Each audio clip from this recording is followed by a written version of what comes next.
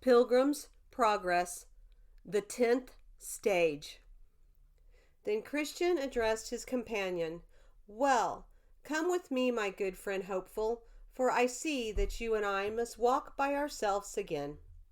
So I saw in my dream that they went on ahead at a strong pace, while ignorance limped along behind them.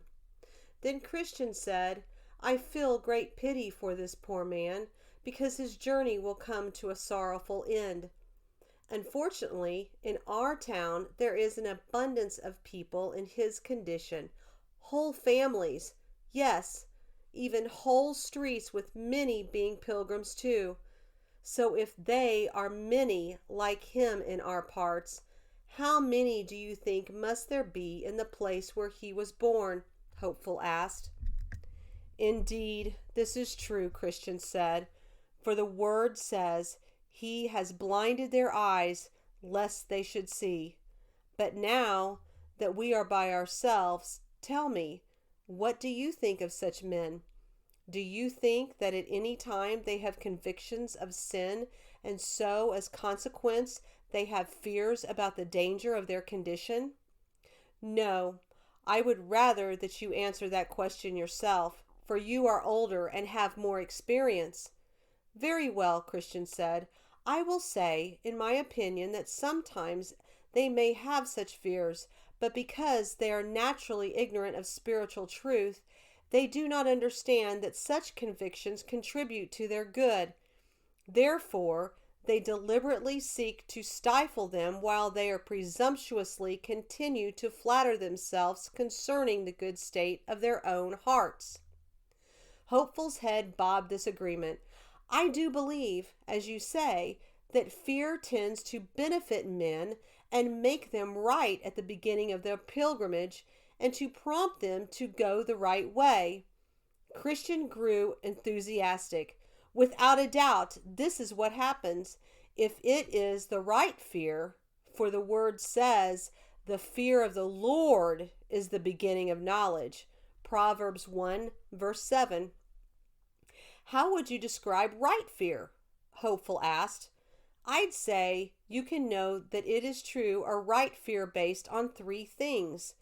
By its arousal, it is caused by conviction of sin.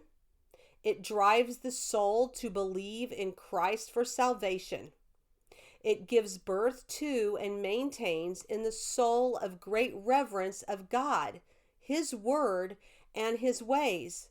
So this soul is kept tender by making it afraid to turn to the right or left from these afflictions to anything that may dishonor God, break its peace, grieve the Spirit, or cause the enemy to speak of God with reproach. Well said, Christian. I believe you have spoken the truth. Have we now almost passed through the enchanted ground? Why, are you weary of this conversation? No, not at all, Hopeful said. I would just like to know where we are. We don't have more than 2 miles further to go now. Nevertheless, let's return to our topic of discussion. Now, the ignorant generally don't know that such convictions of sin tend to cause them to fear and is for their good. Therefore, they seek to stifle them. In what ways do they seek to stifle them? Hopeful asked. There are 4 ways. They think that those fears are created by the devil, though in fact they are truly from God. In thinking this way, they resist them as things that would cause their defeat. They also think that those fears tend to spoil their faith when, even though as deluded poor men, they do not have any faith at all. Therefore, they harden their hearts against them. They presume that they should not have fears, and therefore, in spite of them, they put on a vain show of confidence. They see that those fears tend to strip away their pathetic displays of self-righteousness, and therefore they resist them with all their might. Hopeful said, I confess to knowing something of this myself, for before I knew the truth about my condition was just as pathetic. Well, Let us leave our neighbor ignorance by himself at this time and decide upon another question profitable for discussion. I agree wholeheartedly, Hopeful said, but again, I ask that you begin. Well then, Christian said, about 10 years ago, did you know a man by the name of Temporary in your parts? He was a man enthusiastic about religion then. I know him, I certainly did. I lived in Graceless, a town about 2 miles from Honesty, and he lived next door to a man by the name of Turnback. That's right, Turnback actually lived under the same roof with him. Well, at one time that man was very much awakened spiritually. I believe at that time he had some awareness of his sins and of the wages that were due in this regard. I hold the same opinion, Hopeful said, for since my house was not more than 3 miles from him, he would often come to me with many tears. Truly, I pitied the man and was not altogether without hope for him. But one may see it is not everyone who cries, Lord, Lord, who proves to be a genuine Christian. Christian nodded in understanding. He once told me that he was determined to go on a pilgrimage, just as we are now. But all of a sudden he grew acquainted with one's save self, and then he became a stranger to me. Since we are talking about him, Hopeful said, let us spend a little time to ask the reason for his sudden backsliding and for others like him. This may be very profitable, Hopeful, but I ask that you begin this time. Very well, Hopeful said. In my judgment, I see 4 reasons for it. Though the conscience of such men are awakened, yet their minds are not changed. Therefore, when the power of guilt diminishes, the very thing that provoked them to be religious ceases to have any effect. For this reason, they naturally turn to their former course again. We see the same reaction with a dog that is sick and vomits up what he has eaten. So long as his sickness prevails, he vomits and throws up everything in his stomach. Not that he does this of a free mind, if we may say a dog has a mind, but rather because of his troubling stomach. However, when his sickness passes and his stomach feels better, he turns around and licks up all the vomit, and so what is written is true. A dog returns to his own vomit. 2 Peter 2, verse 22. Now, I say a person may be enthusiastic about heaven, but only because they sense and fear the torments of hell. But as their sense and fear of damnation chills and cools, in the same way their desires for heaven and salvation cool also, so then it comes to pass that when their guilt and fear are gone, their desires for heaven and happiness die, and they return to their former course in life again. Another reason is this: they have mindless fears that overwhelm them. I'm talking about fears they have of men now, for the fear of man brings a snare. The fear of man brings a snare, but he who trusts in the Lord will be exalted. Proverbs 29, verse 25. So then, though they seem to be enthusiastic for heaven so long as the threat of hell's flames are real to them, when that terror has lessened in their way of thinking, they have second thoughts. They began to think it's unwise to run after something they know little about and risk losing all. A second idea they begin to entertain is that it is not prudent to bring themselves into unavoidable and unnecessary troubles, and as a result, they fall in with the world again. The shame that attends religion also lies as a roadblock in their way. They are proud and haughty, and religion, as they see it, is low and contemptible. Therefore, when they have lost their sense of hell and wrath to come, they return again to their former ways. Guilt and the thought of terror are distressing to them. They prefer not to see their misery before they come into it, though perhaps when they first catch a sight of it, it might make them flee to where the righteous flee and are safe. But because they shun the thoughts of guilt and terror, as I hinted before, once they get rid of their original arousals about the terrors and wrath of God, they harden their hearts gladly and choose ways that will harden them more and more. Christian patted Hopeful on the back. You are pretty close to the heart of this matter, for at the bottom of this problem is a lack of a change in their mind and will. Therefore, they are like the criminal who stands before the judge shaking and trembling.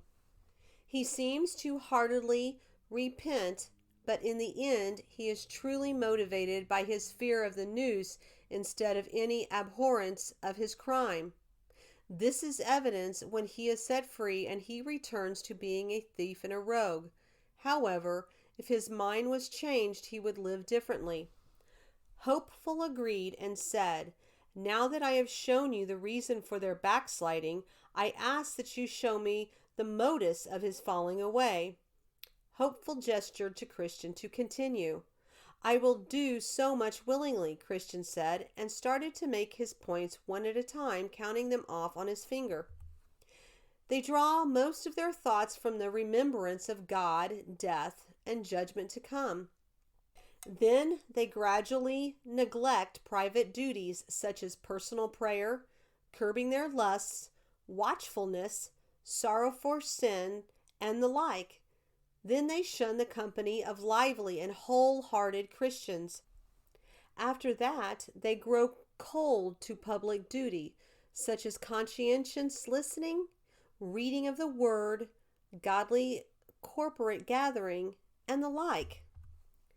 They then begin to find fault or pick holes, as we say, in the lives of some of the godly, so that they may claim religion is stained based on some weaknesses that they noticed in these believers, and they then justify putting religion behind their backs. Then they began to adhere and associate with carnal, immoral, and unrestrained men. They give their way to carnal and depraved conversations in secret, and they are glad if they can find similar practices in any who are considered reputable, for these hypocrites encourage them to be all the more bold. After this, they begin to play with little sins openly, and then, being hardened, they show themselves as they are. Therefore, being flung again into the gulf of misery, unless a miracle of grace prevents it, they internally perish in their own deception. Now I saw in my dream that by the time the pilgrims had traveled over the enchanted ground and were entering into the country of Beulah, it will no longer be said to you, Forsaken, nor to your land will be any longer be said, Desolate, but you will be called, My delight is in her, and your land married, for the Lord delights in you, and to him your land will be married. For as a young man marries a virgin, so your sons will marry you. And as the bridegroom rejoices over the bride, so your God will rejoice over you. On your walls, O Jerusalem, I have appointed watchmen all day and all night. They will never keep silent. You who remind the Lord, take no rest for yourselves, and give him no rest until he establishes and makes Jerusalem a praise in the earth. The Lord has sworn by his right hand and by his strong arm. I will never again give your grain as food for your enemies, nor will foreigners drink your new wine for which you have labored. But those who garner it will eat it and praise the Lord, and those who gather it will drink it with the courts of my sanctuary. Go through the gates, clear the way for the people, build up the highway, remove the stones, lift up a standard over the peoples. Behold, the Lord is proclaimed to the end of the earth, says to the daughter of Zion. Lo, your salvation comes. Behold, his reward is with you. and his recompense before him, and they will call them the holy people, the redeemed of the Lord, and you will be called sought out, a city not forsaken. Isaiah 62, verse 4 through 12. With the way lying directly through it, the air in that place was very sweet and pleasant, and so they rested and refreshed themselves there for a time. Here they heard the continual singing of birds, and every day enjoyed various blooming flowers in the land. They also heard the voice of the turtle dove in this country where the sun shines night and day. Therefore, it was beyond the valley of the shadow of death and out of the reach of giant despair. In fact, from this place, they couldn't even see Doubting Castle. Here the pilgrims were within sight of the celestial city where they were going. Here, too, they met some of the inhabitants of that place. For in this land the Shining Ones frequently walked, because it was upon the borders of heaven. In this land also the contract between the bride and the bridegroom was renewed. Yes, here, as the bridegroom rejoiced over the bride, so does God rejoice over them. Here they had no lack of corn and wine, for in this place they began to reap an abundance of what they had sought for throughout their entire pilgrimage. Here they heard voices drifting from out of the city, loud voices proclaiming, "Say to the daughter of Zion, behold, your salvation comes. Behold, his reward is with him."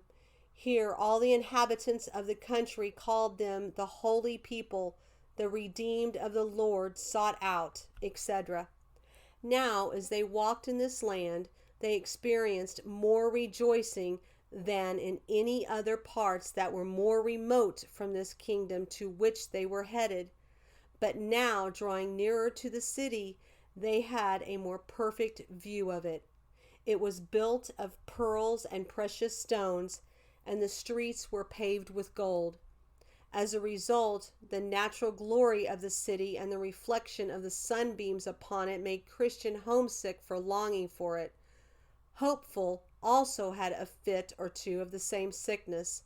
Therefore, the two of them stood for a while in front of the vista and continued to cry out because of their pangs. "If you see my beloved, tell him that I am sick of love." But being a little strengthened and better able to endure their sickness, they walked along their way and came nearer and nearer to the celestial city. On either side were orchards, vineyards, and gardens, and their gates opened into the highway. Now, as they came closer to these places, they noticed the gardener standing in the way, so they asked him, "Whose goodly vineyards and gardens are these?" He answered, "They are the king's, and are planted here for his own pleasure and also for the comforts of the pilgrims." So the gardener led them into the vineyard and invited them to refresh themselves with surrounding delicacies. Houses full of good things which you did not fill, and hewn cisterns which you did not dig, vineyards and olive trees which you did not plant, and you eat and are satisfied. Deuteronomy 6, verse 11. He also pointed out to them the king's walks and arbors which he enjoyed. So here Christian and Hopeful lingered and slept. Now I saw in my dream that they talked more in their sleep at this time than they had ever done in all their journey. As I pondered the reason for this, the gardener said to me, "Why do you deeply ponder this matter? It is the nature of the fruit of the grapes of these vineyards, to go down smoothly for my beloved, flowing gently through the lips of who fall asleep." Song of Solomon 7, verse 9. So I called that when they awoke. They prepared themselves to go up to the city, but as I said before, the reflection of the sun upon the city, which was pure gold. Revelations 21, verse 18. Was so extremely glorious that they could not face it directly to look at it yet. Instead, they viewed it through an instrument made for that purpose. For now we see it in a mirror dimly, but then face to face. 1 Corinthians 13, verse 12. So I saw, as they went on their ways, two shining ones met them. They were dressed in clothing that shone like gold, and their faces glowed radiantly as light. These men asked the pilgrims where they came from, and they told them. The shining ones also asked them where they had lodged, as well as what difficulties they had and dangers they had met with along the way, and what comforts and pleasures they had experienced. And so Christian and Hopeful told them. Then the two shining ones said to them, "You have only 2 more difficulties to deal with, and then you will enter the city." Christian and his companion asked the men to go along with them. The men told them they would, but said, "You must obtain it by your own faith." So I saw in my dream that they went on together until they came in sight of the gate. Between them and the gate was a river, but there was no bridge crossing over it, and the river was very deep. The sight of this river greatly stunned the pilgrims, but the men who walked with him said, "You must go through the river, or you cannot come at the gate." The pilgrims began to inquire, "Isn't there another way to the gate?" The two shining ones answered, "Yes, but no one has been permitted to use it except for 2. Only Enoch and Elijah have trod that path since the foundation of the world. It shall not be used again until the last trumpet sounds." A helpless feeling washed over the 2 pilgrims, especially Christian. They looked this way and that, but no alternative way could be found that would allow them to avoid the river. Then the pilgrims asked, "Is the water all the same depth?" The shining ones said no. They could offer no further help or guidance except to say, "You shall find it deeper or shallower as you believe in the king of the place." With this, the pilgrims resigned themselves to face the water. Upon entering, Christian began to sink and cried out to his good friend Hopeful, "I sink in the deep water. The billows go over my head. All his waves go over me." Then Hopeful said, "Be courageous, my brother. I feel the bottom, and it is firm." Christian cried out further, "Ah, my friend, the sorrows of death have totally encompassed me. I shall not see the land that flows with milk and honey." And with those words, a great darkness and horror fell upon Christian, so that he could not see before him. To a large degree he lost his senses, so that he was unable to remember or talk intelligently about any of those sweet refreshments that he had experienced along the way of his pilgrimage. Rather, all the words he spoke revealed his present terror of mind and the fear that he would die in the river and never gain entrance into the celestial city. Those who stood by could see he was greatly troubled with thoughts of the sins he had committed both before and since he became a pilgrim. It was also clear that he was troubled with visions of demons and evil spirits. The words he spoke reflect this over and over. Therefore, Hopeful struggled in his attempt to keep his brother's head above the water. Sometimes Christian would seem to have sunk down for good, but after a short time he would rise to the surface again as one half dead. Hopeful attempted to comfort him, saying, "Brother, I see the gate and men standing nearby to welcome us."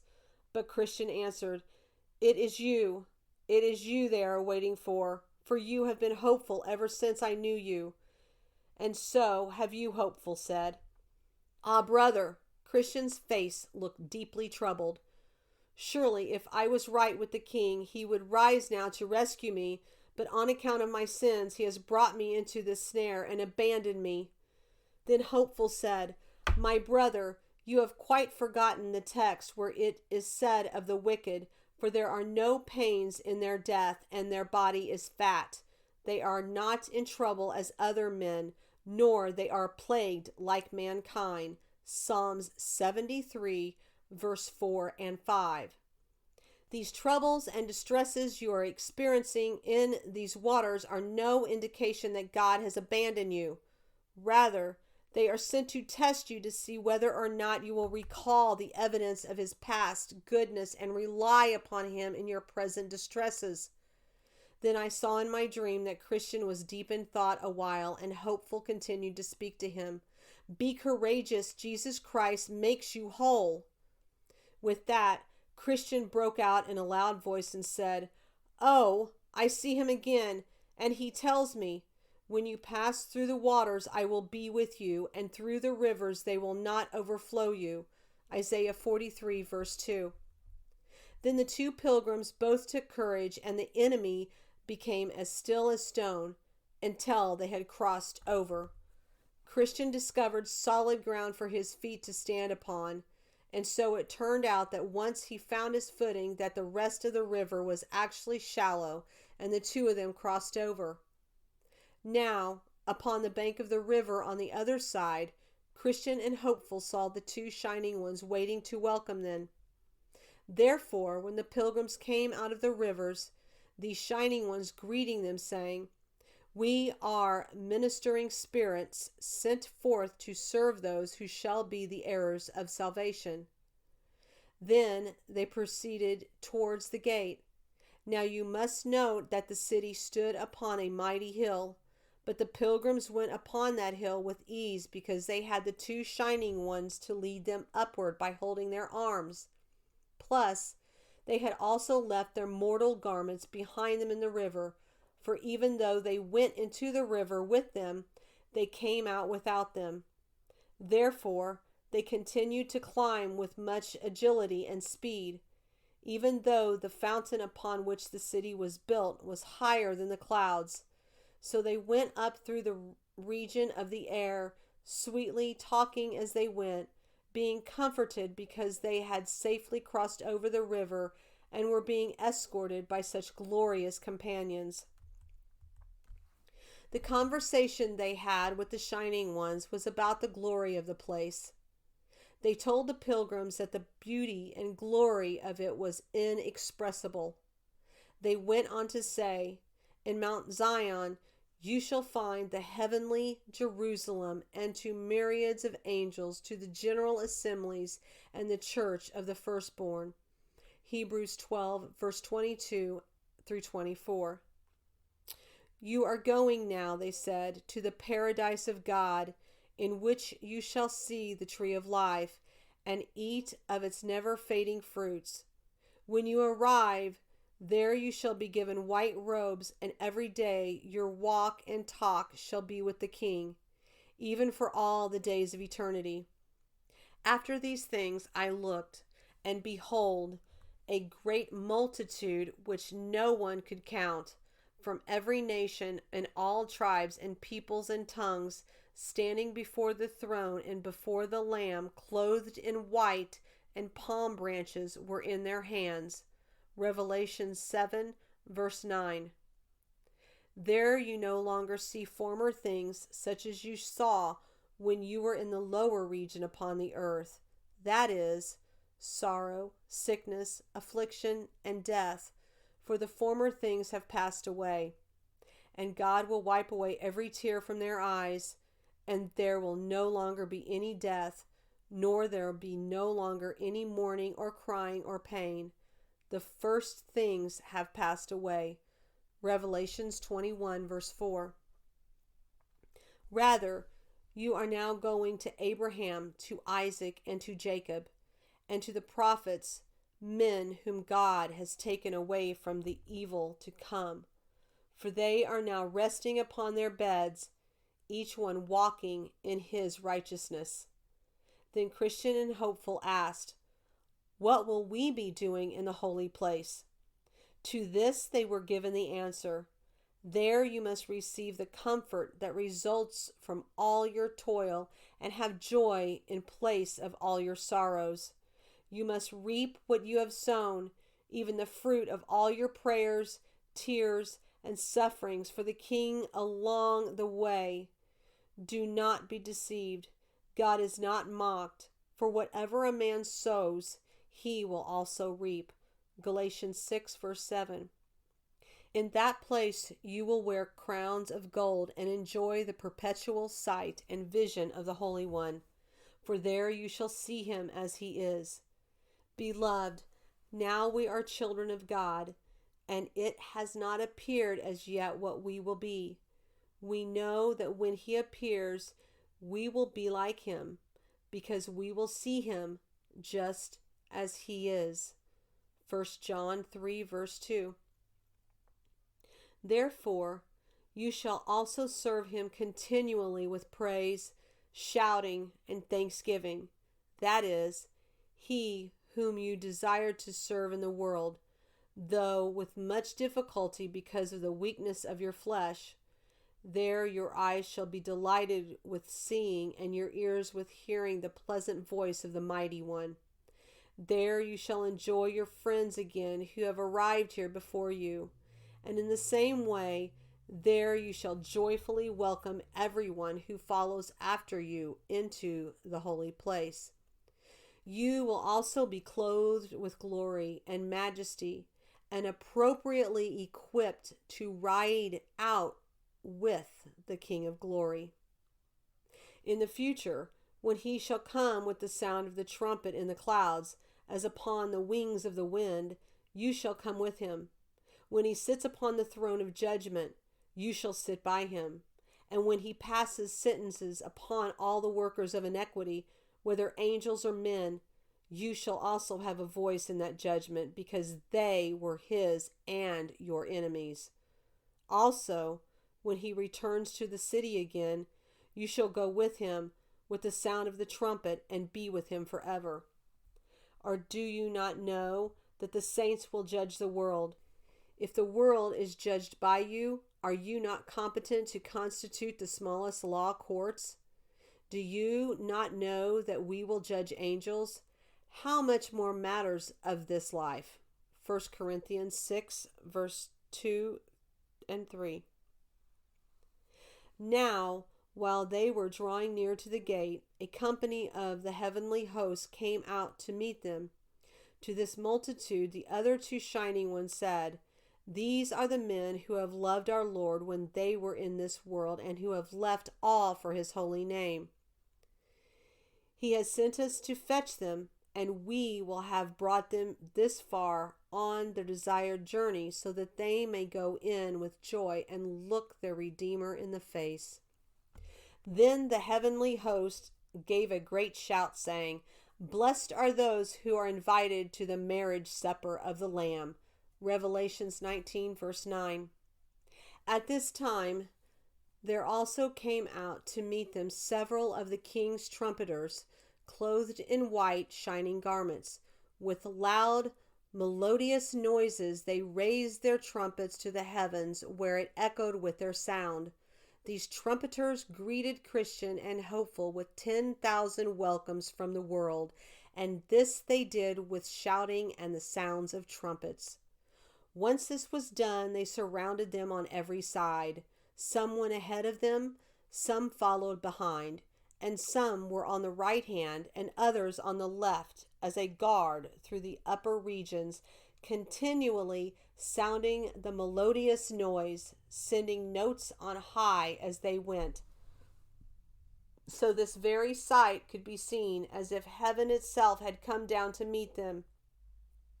Therefore, they walked on together. As they walked, these trumpeters often combined the joyful music with looks and gestures to signify to Christian and Hopeful just how welcome they were and how happy they were to meet them.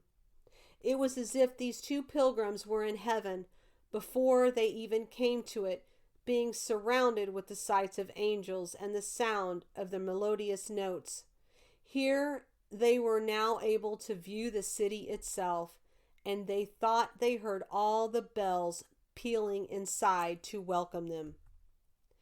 But above all, warm and joyful thoughts consumed them as to how they would live there with such heavenly company for all eternity.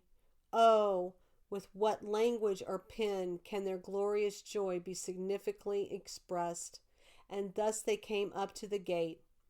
Now when they came up to the gate, there was inscribed over it in letters of gold, "Blessed are those who do his commandments, those who have rightful access to the tree of life and may enter it through the gates into the city." Then I saw in my dream that the shining men told the pilgrims to call out at the gate.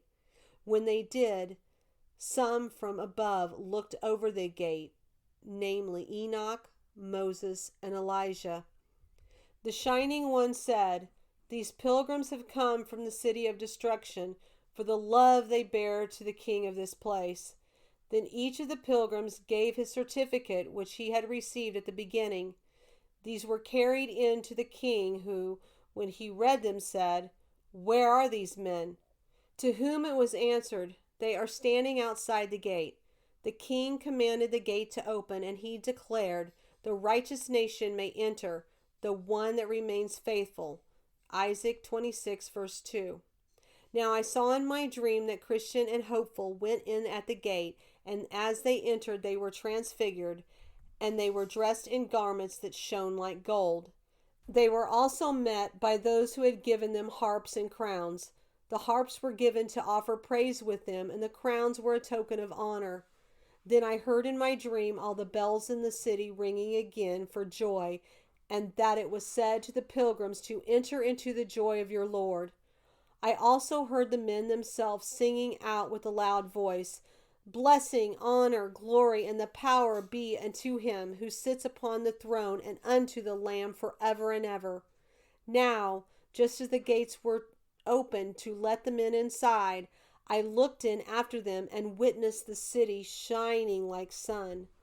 The streets were paved with gold, and many men walked along them with crowns on their heads and palms in their hands, and carrying golden harps, which they used to sing praises. Among the inhabitants there were also those who had wings, and they answered one another without pause, saying, "Holy, holy, holy is the Lord." Following that, they shut the gates, and after what I had seen, I wished that I had been among them. Now, while I was gazing upon all these things, I turned my head to look back, and saw Ignorance come up to the river bank. He soon crossed over, and without half the difficulty which Christian and Hopeful had met. For it happened that in that place there was one Vain Hope, a ferryman, who with his boat helped him over. So I watched as he ascended the hill to come up to the gate. Only he had came along, for not a single man came out to meet him with the least encouragement. When he came up to the gate, he looked up to the writing inscribed above the gate and began to knock, supposing that he could quickly be permitted entrance. But the men who peered over the top of the gate asked, "Where did you come from, and what is your desire?" He answered, "I have eaten and drank in the presence of the king, and he is taught in our streets." Then they asked him for his certificate, so they might go in and show it to the king. But Ignorance fumbled in his breast pocket for it to be found none. The men tending the gate said, "Don't you have one?" Ignorance had no answer, not even a word. So the men of the gate told the king, but he would not come down to see him. Instead, he commanded the two shining ones who had conducted Christian and Hopeful to the city to go out and take Ignorance and to bind him hand and foot and have him taken away. At that, the two shining ones took him up and carried him through the air to the door that I saw in the side of the hill and put him there. I realized that there was a way to hell, even from the gates of heaven as well, and from the city of destruction. So I awoke, and behold, it was a dream. Ignorance is thrust into hell in the original book. When you enter your neighbor's vineyard, then you may eat grapes until you are fully satisfied, but you shall not put any in your basket. Deuteronomy 23, verse 24. But we all, with unveiled face, beholding as it is a mirror in the glory of the Lord, are being transformed into the same image from glory to glory, just as from the Lord, the Spirit. 2 Corinthians 3:18. He has an ear, let him hear what the Spirit says to the churches. To him who overcomes, I will grant to eat of the tree of life, which is the paradise of God. Revelations 2:7. Conclusion.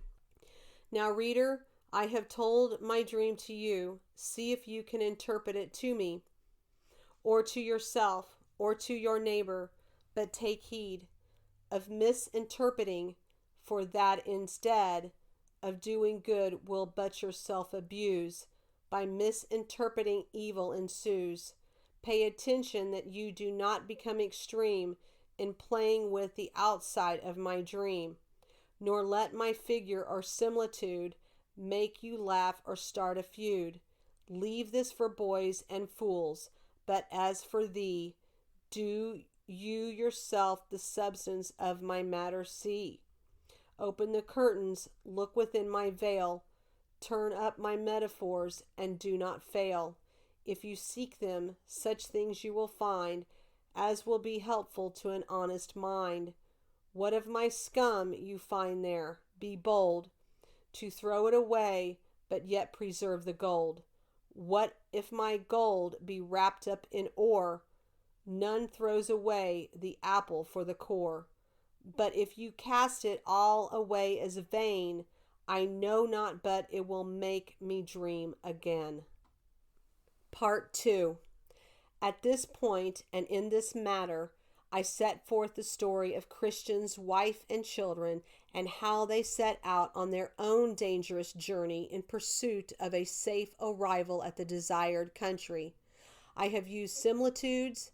I have also spoken to the prophets, and I gave numerous visions, and through the prophets I gave parables. Hosea 12, verse 10.